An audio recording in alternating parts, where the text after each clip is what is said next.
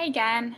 Um, it's been a while since I last updated, so I figured that I would go ahead and make another update now. And I just feel like a lot has gone on in the past 2 weeks, I think, since I last updated. So I'll try to cover it all, but I'll try also not to make this video too long because I know that my last videos have been really, really long. So I'll try to make this quick, but still give a good overview of what's been going on. So I'll start with the research study because I talked about that in my last video. So I did the phone screen with the research coordinator, and the study was for people with social anxiety disorder, and at that point I hadn't been told that I did or didn't have it, so I wasn't sure if I'd be eligible.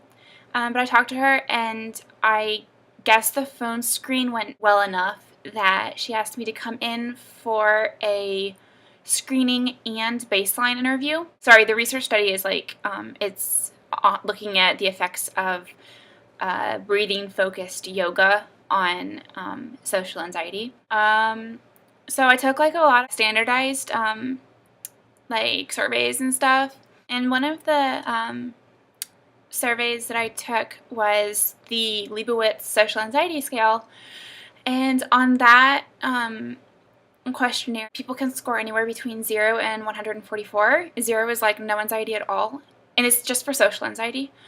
And 144 is the most anxiety that a person can experience. And above a score of 95 indicates severe social anxiety.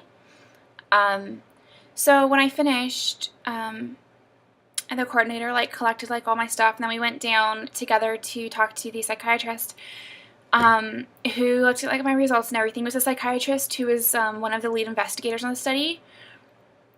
And he was like, "How do you think you did on this particular questionnaire?" And I was like, "I have no idea." And he was like, "You got 107. And I was like, "Okay, tell me what that means." And he was like, "You have severe social anxiety." And then he was very quick to tell me that questionnaire itself doesn't on its own diagnose people with social anxiety disorder, but he was using that with the clinical notes from the psychiatrist I'd seen the week before that referred me to that study, and also the remarks from the research coordinator who I had done an interview with, and he just took all that together and said that I have severe social anxiety, and I was a bit surprised by that. I mean, I obviously knew that I had social anxiety disorder even before I was diagnosed, but I didn't know that it was severe. I really didn't know how it ranked compared to other people. And yeah, so that's official now. So I got accepted for the study, and it's going to be 2 days a week for 8 weeks in the evening. And that was going to work out pretty well with work, but I had to ask one of my bosses, one of my kids' moms, if I could leave 5 minutes early one day, and I had to ask another one of my bosses if I could leave 30 minutes early one day. And I felt bad asking them, but they were super encouraging. I didn't tell them what the study was about, but I just said that it was a research study that was pretty important to me, and they don't really pry at all, which is what I like. I'm glad that they don't pry. And so they were fine with it, and they were like, "Yeah, go ahead, that's just fine." But then the study got canceled because the yoga instructor had to leave for personal reasons or something. And then this week, when they were ready to resume, they changed the days of the week that the study would be held on, which meant that I would have to go back to my bosses and say, "Actually, can I leave early this day instead?" And I would have to leave an hour and 10 minutes early, because I finished work later that day, and I just didn't feel right doing that. I didn't feel right going back and forth with my employers, and so I just told the research coordinator that I was sorry, but I wouldn't be able to do the study anymore, and that was hard for me, but it would have been harder for me to ask my bosses for more favors. So I was really uncomfortable, but I was just I'd like to quit if you'll let me. And she said, "Yes, but what we'll do is we'll just put you on the waitlist control group. So basically don't change the dosages of your medications or anything. Oh, that was the other thing. She said that it was okay for me to keep taking the medication that I'm taking, so the Paxil and the trazodone, but I just couldn't make any changes in the dosages during the period of the study. So I'm on the wait list control, and she's going to meet with me again in early June. And she said, like, don't change your medication, but you're not going to be getting treatment. Well, the thing is that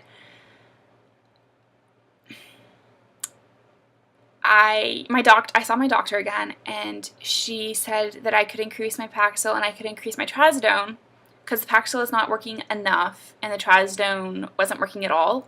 So she was like, we'll increase your dosages. So now I'm sort of torn between helping the researchers out with this study by staying on the waitlist control group and not changing my medications, or doing what is best for me and go ahead and increase the dosages and just not be part of the study anymore. Because technically I'm a part of the study now, but it's really not doing anything for me because I'm not getting any treatment from them. So I'm sort of, I mean, what do you guys think? Do you guys think that I should just sort of like grin and bear it for the next, like, I don't know, 3 months? And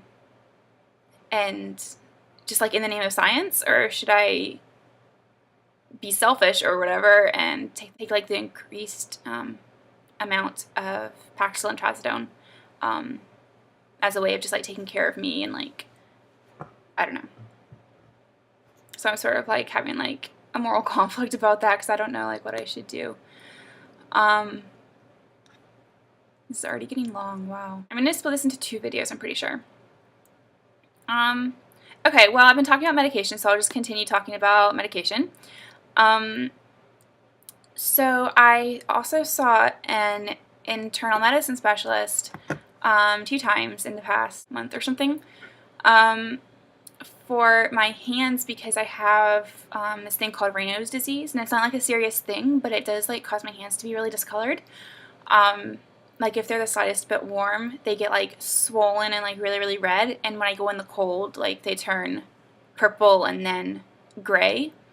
And I can't go from like the cold outdoors into a heated building because that drastic and rapid change in temperature is just like more than my hands can handle. So then they get like really red and swollen. And that's a huge source of anxiety for me because like I'm really embarrassed about like my hands and stuff. Oh, like here they are. They're not so bad right now, and also my camera quality is completely awful. Like the lighting is off, so I don't know if you can like really. Well, I've been sitting on the other hand, so that's like red, but because I was sitting on it. But anyway, so he prescribed me amlodipine for that, or amlodipine, something like that. But I'm going to next time I see my doctor in 3 weeks, I think, 4 weeks. I'm going to ask her if she can write me a new prescription for amlodipine, but a higher dosage. I feel like it's working, definitely, but I don't feel like it's working. It's not working completely. I still have like the discoloration problem. Oh yeah, but I'm just not sure if she'll be willing to do it for me since she wasn't the one who initially prescribed it. It was the internal medicine doctor. So I don't know. I mean, I guess she's a doctor too, so she could probably prescribe it. I don't know. They work in the same clinic, so she has like all the doctor's information in my e-records, but I don't know. I'll ask her. I'm getting like more and more comfortable with my doctor because I'm now seeing her a lot to get refills on my medication. And I feel like she's understanding me more and more as well. So I'm really glad that I can be comfortable and honest around her, and I don't really feel anxious anymore when I go to the doctor. I do a little bit when I'm talking to the physician's assistants because they don't like, I don't even know if they're physician's assistants. Like they don't introduce themselves. They don't say what their title is. So they could be nurses. They could be physician's assistants. I don't know what else they could be. But I wish that they would introduce themselves because it's like a stranger is asking me for personal medical information. They're asking why I'm there. They're asking what medication I'm taking, and I don't even know who they are. So I think it would be so easy for them to just say their name and who they are. And I feel like just by doing that, they would increase patients' trust. But I don't know, maybe other patients aren't bothered by it, but I really am. So I still experience anxiety when like I go and I have to like talk to them, but then they leave and they say like the doctor will be in with you shortly, and then my anxiety just like it goes to zero almost, which is great. And the doctor comes in and like I can like genuinely smile and be like, hi, how are you? And like,